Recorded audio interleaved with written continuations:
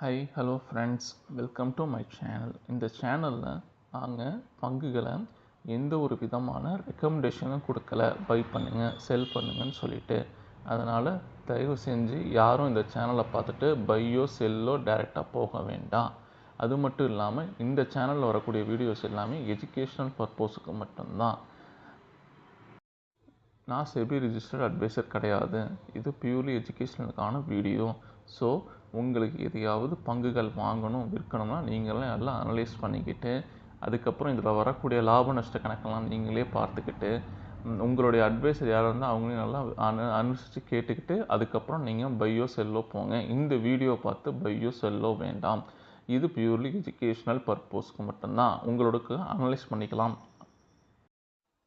சரி, வாங்க வீடியோக்குள்ளே போகலாம்.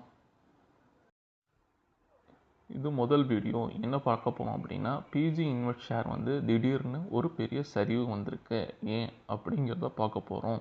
அடுத்து சம்மர்தான் மதர்சன் இன்டர்நேஷ்னல்லேருந்து அவங்க ரிலீஸ் பண்ணியிருக்காங்க ரிசல்ட். அந்த ரிசல்ட்டை பற்றியும் நம்ம இதில் பார்க்க போகிறோம்.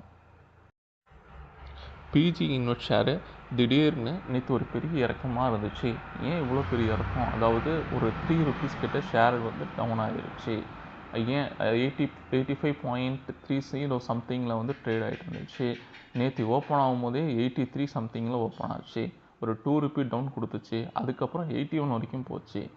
ஏன் இது இப்படி வந்துச்சு அப்படின்னா, நேற்று தான் அவங்களுக்கு எக்ஸ்டேட்னா எக்ஸ் ரெக்கார்ட் டேட்டுன்னு சொல்லுவாங்க. ஒரு பங்கோடைய டிவிடெண்ட் தரக்கூடிய எக்ஸ் ரெக்கார்ட் டேட் நேற்று தான். பிஜி இன்வெஸ்ட் ஷேரோடைய ரெக்கார்ட் டேட் என்னென்னு பார்த்தீங்கன்னா 29 May 2025. அதாவது நேற்று உள்ள ரெக்கார்ட் டேட். அதனால தான் அந்த பங்கு ஒரு ₹3 இறங்கினுச்சு. ஏன்னா அவங்க டிவிடெண்ட் ₹3 கொடுத்துருக்காங்க. ஸோ இது டெம்ப்ரவரி ஒரு டவுன் தான். கண்டிப்பாக ஷேர் பெர்ஃபார்மன்ஸ் பண்ணுறதுக்கான நல்ல ஒரு இம்ப்ரூவ்மெண்ட் இருக்குது.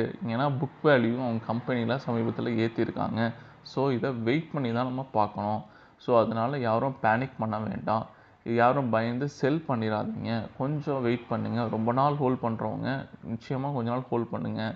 ஏதாவது ஒரு அதிசயம் கண்டிப்பாக அந்த ஷேரில் நடக்கும். எல்லாமே பாசிட்டிவாக பாருங்கள். எதுவும் கொஞ்சம் நெகட்டிவாக பார்த்து செல் பண்ணிவிட்டு போயிடாதீங்க. இதில் டிவிடெண்ட்டே உங்களுக்கு ₹3 கிடைக்கிது. இது purely dividend stock, not for the trade stocks. So நீங்கள் கொஞ்சம் வெயிட் பண்ணி தான் இந்த ஷேரை விற்கணும். இல்லைனா உங்களுடைய விருப்பத்துக்கு தகுந்த மாதிரியோ இல்லை உங்கள் அட்வைஸர் சொல்கிறத கேட்டுக்கிட்டோ நீங்கள் என்ன வேணாலும் செய்யலாம். ஸோ கொஞ்சம் யோசித்து நீங்களே முடிவு எடுங்க. இப்போ சம்வர்தனா மதர்சனுடைய ரிசல்ட்டை பற்றி பார்ப்போம். இந்த சம்வர்தனா மதர்சனோட வெப்சைட் ரிசல்ட் நிறைய வெப்சைட்டில் ப்ராஃபிட்டா லாஸா அப்படின்னு சொல்லி குழப்பிக்கிட்டே இருக்காங்க. ஆக்சுவலாக இந்த தடவை அது ப்ராஃபிட் தான் பண்ணியிருக்கு. பட் அது லாஸ் ஆகிருக்கு. எவ்வளோ ஃபாலோ ஆகிருக்கு அப்படின்னா 22.7% இயர்லி பாஸ் ஆகிருக்கு. ஏன் இவ்வளோ லாஸ் ஆகிருக்குன்னு அவங்க சொல்கிறாங்க, ஆனால் ப்ராஃபிட் ஆகிருக்கு நீங்களே சொல்கிறீங்களே அப்படின்னு கேட்டிங்கன்னா, இதில் கொஞ்சம் மறைஞ்சிருக்கு. என்ன மறைஞ்சிருக்கு அப்படின்னா, அவங்க ப்ராஃபிட் பண்ணியிருக்காங்க, ஆனால் அவங்களுடைய எக்ஸ்பென்ஸ் அதிகமாக இருக்குது. போன குவார்ட்டரோடையும் இந்த குவார்ட்டரோடையும் எக்ஸ்பென்ஸ் அதிகமாக இருக்குது. போன வருஷத்தோட எக்ஸ்பென்ஸும் இந்த வருஷத்தோட எக்ஸ்பென்ஸும் அதிகமாக இருக்குது. அதனால அவங்களுடைய ப்ராஃபிட்டில் ஒரு பெரிய மாற்றம் இருக்குது. அது மட்டும் இல்லாமல் இவங்க போனஸும் இஷ்யூ பண்ணியிருக்காங்க. அதோடு சேர்த்து டிவிடெண்ட்டும் கொடுத்துருக்காங்க. இவங்க எவ்வளோ டிவிடெண்ட் கொடுத்துருக்காங்கன்னா 0.35 பைசே கொடுத்துருக்காங்க. இவங்க ஆகஸ்ட்டில் அடுத்த மீட்டிங் ஏஜிஎம் நடத்த போகிறாங்க. அந்த மீட்டிங்க்கு அப்புறம் 1 மந்தில் அந்த டிவிடெண்ட்டை பே பண்ணிடுறோன்னு சொல்லிட்டாங்க. இதுக்கு முன்னாடியே ஒரு 0.50 டிவிடெண்ட்டை அவங்க கொடுத்துருக்காங்க. இந்த 0.35 டிவிடெண்ட்டுக்கு அவங்களுடைய ரெக்கார்ட் டேட் என்ன அப்படின்னு பார்த்தீங்கன்னா ரெக்கார்ட் டேட் ஜூன் மந்த்து கொடுத்துருக்காங்க. அதாவது நெக்ஸ்ட் மந்த் 23 ரெக்கார்ட் டேட் கொடுத்துருக்காங்க. அதுக்கப்புறம் இவங்களுடைய எபிட்டா 1.6% நெட்லி டவுன் ஆகிருக்கு. நெட் டெப்ட்டு 0.9% இருக்குது. ஒரு ஷேருக்கு இபிஎஸ் இயர்னிங் பர் ஷேர் 1.49 இருக்குது. 1.49 இருக்குது. இதுக்கு முன்னாடி குவார்ட்டரில் 2.04 சம்திங்கில் இருந்துச்சு. இயர்னிங் பர் ஷேர் டவுன் ஆகிருக்கு. இந்த கம்பெனியில் ப்ரொமோட்டரோட ஹோல்டிங் எவ்வளோ இருக்குன்னா 58.13 இருக்குது. பப்ளிக்கோட ஹோல்டிங் 41.87 இருக்குது. இதே தான் போன வருஷம் குவார்டர் லிஸ்ட்லேயும் இருந்துச்சு. இதில் மொத்தம் 316 கம்பெனிஸ் இருக்குது. சம்வர்தா மதர்சனில் டோட்டலாக ஒரு 300 கம்பெனி இருக்குது. என்னங்க 300 கம்பெனிக்கு மேலே இருக்குதுன்னு சொல்கிறான்னு கேட்குறீங்களா? ஆமாங்க. எப்படின்னா இந்த கம்பெனியோட சப் கம்பெனின்னு சொல்லி ஒரு 296 கம்பெனி இருக்குது.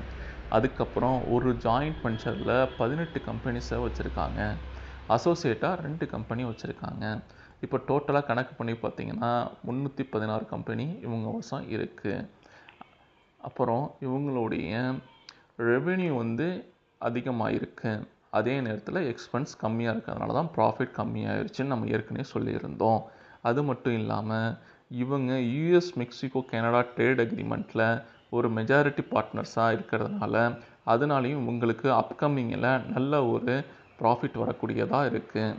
இது மட்டும் இல்லாமல் அவங்களுக்கு மொத்தம் 14 க்ரீன்ஃபீல்டு ப்ராஜெக்ட்ஸ் வந்து போய்கிட்டு இருக்கு.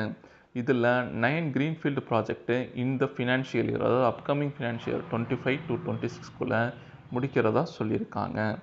இவங்களுடைய இந்த வருஷத்துக்கான கேபிட்டல் எக்ஸ்பெண்டிச்சர் எவ்வளோனா 4433 கோடி கேபிட்டல் எக்ஸ்பெண்டிச்சர். இவங்களுக்கு புக்கடு பிஸ்னஸ் வேல்யூ எவ்வளோ, அதாவது இது வரைக்கும் இவங்களுடைய பிஸ்னஸ் வேல்யூ எவ்வளோ புக் ஆகிருக்கு அப்படின்னா 88 பில்லியன் புக் ஆகிருக்கு. இப்போ நடந்த இந்த மீட்டிங்கில் இவங்க அடிஷ்னலாக ஃபண்ட் ரைஸ் பண்ணுறதுக்கும் அப்ரூவ் ஆகிருக்கு.